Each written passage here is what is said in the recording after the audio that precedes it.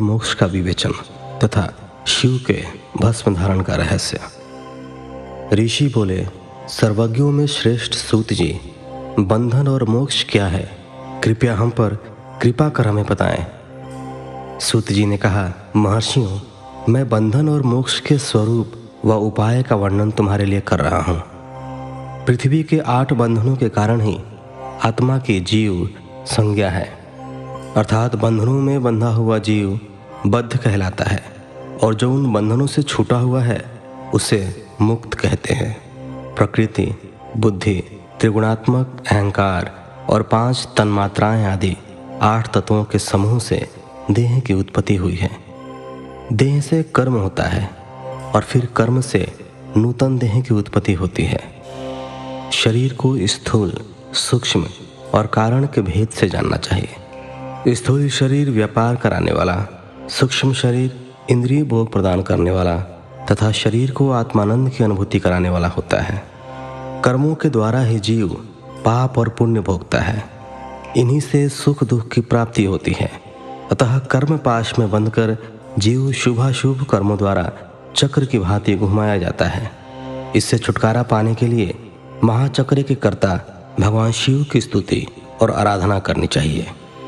शिव ही सर्वज्ञ, परिपूर्ण और अनंत शक्तियों को धारण किए हैं, जो मन, वचन, शरीर और धन से बेरलिंग या भक्तजनों में शिव भावना करके उनकी पूजा करते हैं, उन पर शिव जी की कृपा अवश्य होती है। शिवलिंग में शिव की प्रतिमा ने शिव भक्तजनों में शिव की भावना करके उनकी प्रसन्नता के लिए पूजा करनी चाहिए। पूजन शरीर, मन, वाणी और धन से कर सकते हैं।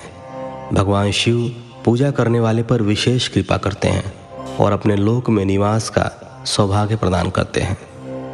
जब तन मात्राएं वश में हो जाती हैं तब जीव जगदम्बा सहित शिव का सामीप्य प्राप्त कर लेता है। भगवान का प्रसाद प्राप्त होने पर बुद्धि वश में हो जाती है। सर्वज्ञता और तृप्ति शिव के ऐश्वर्य हैं। इन्हें पाकर मनुष्य की मुक्ति हो जाती है। इसलिए शिव का कृपा प्रसाद प्राप्त करने के लिए उन्हीं का पूजन करना चाहिए। शिव क्रिया, शिव तप, शिव मंत्र जाप, शिव ज्ञान और शिव ध्यान प्रतिदिन प्रातः से रात को सोते समय तक, जन्म से मृत्यु तक करना चाहिए एवं मंत्रों और विभिन्न पुष्पों से शिव की पूजा करनी चाहिए। ऐसा करने से भगवान शिव का लोक प्राप्त होता है। ऋषि बोले, उत्तम व्रत का पालन करने वाले सूत जी, शिवलिंग की पूजा कैसे करनी चाहिए? कृपया हमें बताइए। सूत जी ने कहा, ब्राह्मणों, सभी कामनाओं को पूर्ण करने वाले लिंग के स्वरूप को मैं तुमसे वर्णन कर रहा हूँ। सूक्ष्म लिंग निष्कल होता है और स्थूल लिंग सकल। पंचाक्षर मंत्र को स्थूल लिंग कहते हैं।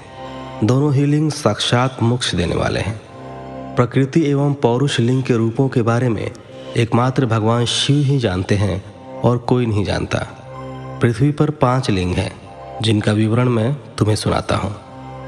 पहला स्वयंभू शिवलिंग, दूसरा बिंदु लिंग, तीसरा प्रतिष्ठित लिंग, चौथा चर लिंग और 5वां गुरु लिंग है।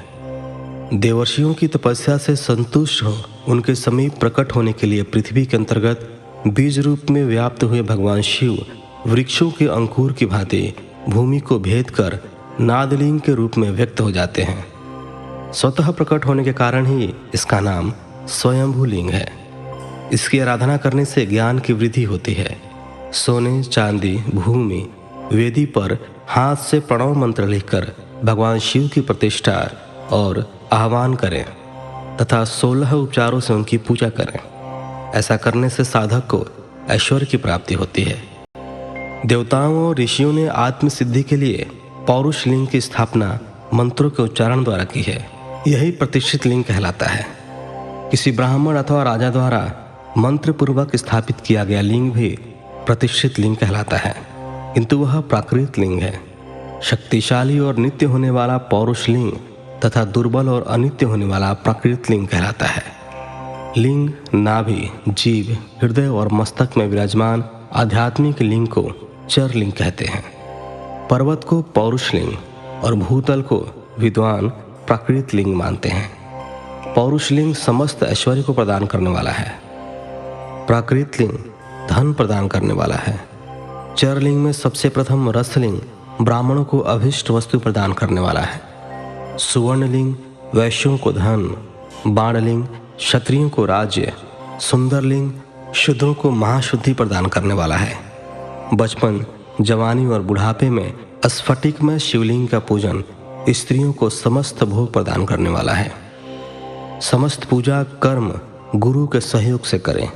इष्ट देव का अभिषेक करने के पश्चात अगहनी के चावल की बनी खीर तथा नैवेद्य अर्पण करें। निवृत्त मनुष्य को सूक्ष्म लिंग का पूजन विभूति के द्वारा करना चाहिए। विभूति लोकाग्नि जनित, वेदाग्नि जनित और शिवाग्नि जनित 3 प्रकार की होती है। लोकाग्नि जनित अर्थात लौकिक भस्म को शुद्धि के लिए रखें। मिट्टी, लकड़ी और लोहे के पात्रों की धान्य, तिल, वस्त्र आदि की भस्म से शुद्धि होती है। वेदों से जनित भस्म को वैदिक कर्मों के अंत में धारण करना चाहिए। मूर्तिधारी शिव का मंत्र पढ़कर बेल की लकड़ी जलाएं। कपिला गाय के गोबर तथा शमी, पीपल, पलाश, बड़, अमलताश और बेर की लकड़ियों से अग्नि जलाएं। इसे शुद्ध भस्म माना जाता है। भगवान शिव ने अपने गले में विराजमान प्रपंच को जलाकर भस्म रूप से सार तत्व को ग्रहण किया है। उनके सारे अंग विभिन्न वस्तुओं के सार रूप हैं। भगवान शिव ने अपने माथे के तिलक में ब्रह्मा, विष्णु और रुद्र के सार तत्वों को धारण किया है।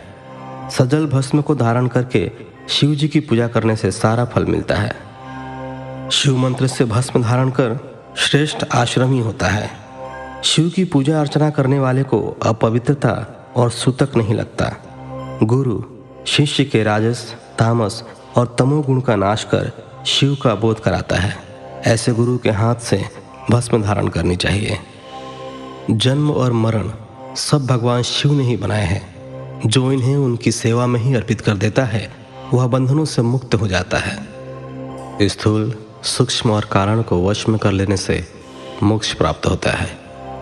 जो शिव की पूजा में तत्पर हों, मौन रहें, सत्य तथा गुणों से युक्त हों, क्रिया, जाप, तप करता रहे, उसे दिव्य ऐश्वर्य की प्राप्ति होती है तथा ज्ञान का उदय होता है।